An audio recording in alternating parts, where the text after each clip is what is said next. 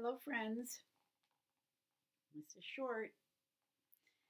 I'm reading another book by my favorite author, and I've been reading quite a few of her books lately.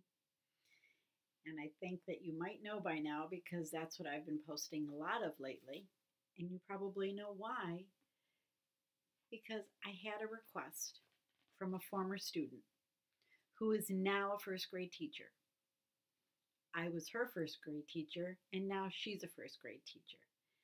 And I will tell you, in total honesty, that she was an amazing student. And I'm not just saying that. She was sweet and kind and a very hard worker. I've taught so many students, boys and girls, in the 32 years I've been teaching. Yeah, I know, that's a lot. I'm old.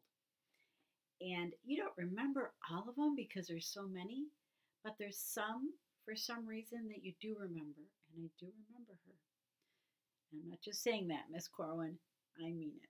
So Miss Corwin and her first graders enjoy this other story by Jan Brett, and I have to tell you, when I went to the library and saw it, I thought, I've never heard of this book. Now maybe, Miss Corwin, maybe you have, but it's new to me and it's a little bit different than Jan Brett's other ones. And I'm going to continue to try to go find more. So for now, enjoy Jan Brett and the story Mossy. Beautiful illustrations. And she dedicates it, I believe, to her daughter, Tori, for Torin Brett Kalowski. And then there's a Dr. Carolina in the story. And then there is a Eastern box turtle. All right, here we go. Let's enjoy, everyone. On a misty, moisty morning, a young turtle stood at the edge of the lily pad pond, and her name was Mossy. Mossy liked this damp, cool place.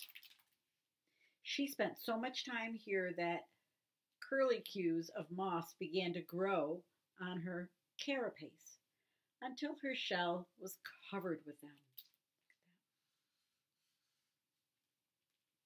As the spring days got warmer, tiny ferns unfurled and wildflowers began to blossom. Soon, Mossy's shell was home to an amazing garden. That is pretty cool. Sorry, I apologize, boys and girls, that you can't see all the pages or all the pictures. There we go. Maybe I should. Oh, there you go. That's all I needed to do. I've done this long enough, you think I'd figure that out by now, huh? Mossy liked to look at her reflection in Lily Pad Pond and see what was growing in her garden. Every day brought a surprise, a new flower, or perhaps a delicious wild strawberry. Mossy's garden was growing wider and taller. All of these things, what do you think those are? If you said things that are growing on her, then you're probably right, but let's see. One day Mossy was standing by Lily Pad Pond when the water rippled and two ruby red eyes looked up at her. It was a handsome turtle she hadn't seen before. Scoot had never seen a lady turtle like Mossy. He thought her garden was pretty, but it was Mossy who made his heart beat. She was breathtaking. Are all the boys going, ew, right now, Miss Corwin? Scoot scrambled up the bank and walked toward Mossy. entranced by those ruby eyes.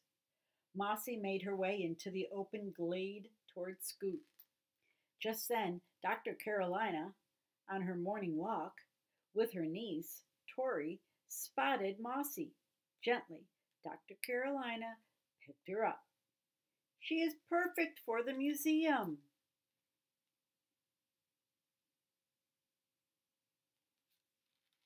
Even I'm looking at the pictures. I'm sorry. I got caught up in all those beautiful pictures in the border. Never had Dr. Carolina's museum had a wonder as extraordinary as a garden growing turtle. She and Tori made a home for Mossy in a viewing pavilion with plants, a reflecting pool, and everything they thought why did I say nurse? Everything they thought a turtle would need. But Mossy already had everything she needed back at Lily Pad. She longed to go home and find her new friend, and every day Scoot waited for Mossy, but Mossy didn't come back.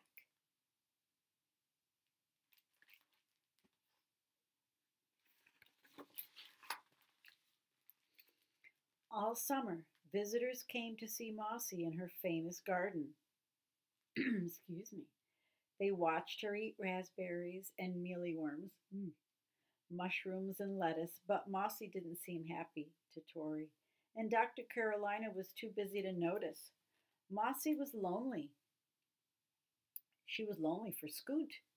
She had stopped looking at her garden in the reflecting pool because it made her remember those ruby red eyes shining like jewels peering at her from Lily Pad Pond. Thoughts of Scoot only made her sad. This book is very big, so I'm trying to hold it so you can see all the pictures. There we go. Wow. Okay. Snow fell outside, but inside the museum, Mossy's garden kept growing and people flocked to see her. Dr. Carolina was thrilled that Mossy had made her museum famous. Today, Tori and her class had come to see Mossy. The meteorites and goads amazed the children. They loved the woodland diorama, the butterflies, and the shells. Finally, Dr. Carolina said it was time to see a special exhibit. Do you wonder what that special exhibit is? Let's find out together. The children gathered around the viewing pavilion. At first, they didn't see Mossy. Then she started to walk her magnificent garden, swaying back and forth, and the little turtle captivated the children. Mossy is a special turtle, Dr. Carolina told them. Her garden grows and changes all year round. She is never hungry or cold. She is safe living in the museum, here with us. Mossy could live to be 100 years old.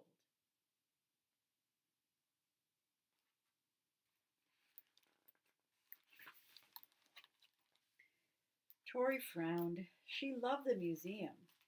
She had helped her aunt collect wonderful things on their walks, but Mossy was the first living creature that Dr. Carolina had taken to live in the museum. Is that why she looked so sad? Tori wondered. Do you think Mossy is happy here? Tori asked her aunt. Does she have any children? Does she have any turtle friends? The children asked. No, but here we all have the opportunity to see her. Dr. Carolina paused. The children had given her an idea.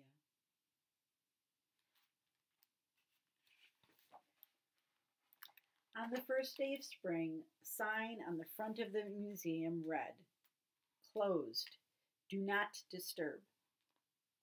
Two women arrived at the back of the museum. Dr. Carolina and Tori were there to meet them.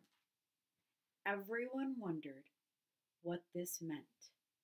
1 day passed, 2 days passed, then 3. After a week, everyone was invited inside.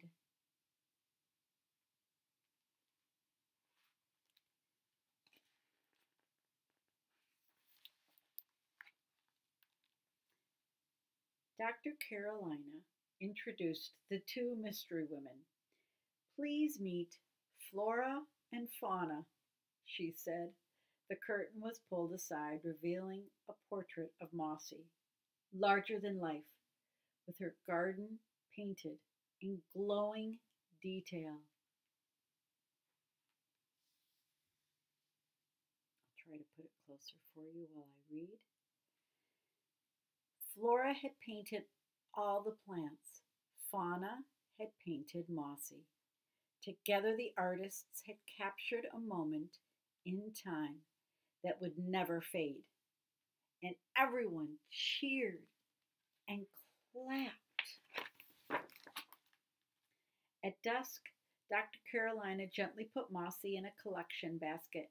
Come with me, she said to Tori, and off they went to take Mossy, you're right, to Lily Pad Pond. Together they said goodbye to their garden-growing friend and put her in the glade next to the waterfall, exactly where Dr. Carolina had found her. Mossy was home.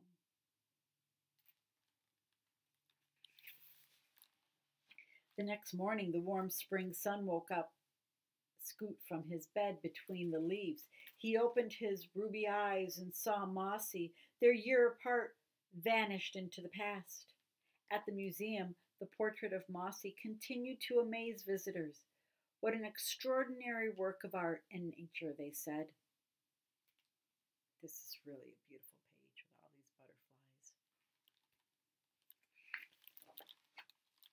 The world changed as the years went by and Tori grew up, but Mossy's portrait is still there in Dr. Carolina's museum for all to see, not knowing that not far away, on a misty, moisty edge of Lily Pad Pond, an old turtle still stands, and her name is Mossy.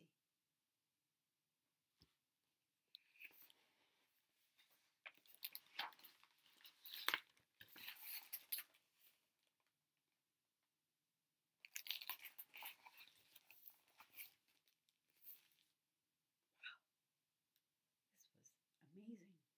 Jan Brett really is an amazing author. All right, friends, this was a long story, so I'm going to stop. Hopefully it didn't take up, I only get 15 minutes, and I tend to talk a little much. Just ask Miss Corwin. She remembers. All right, everyone, everywhere, I hope you enjoyed this story. And I'd be happy to read stories for any other teacher in any other class in any other part of the world. So, tell your parents to subscribe and give me a thumbs up and leave me a message. All right, enjoy everyone. In Miss Corwin's class, I'm going to go to the library and try to get some more books out for you.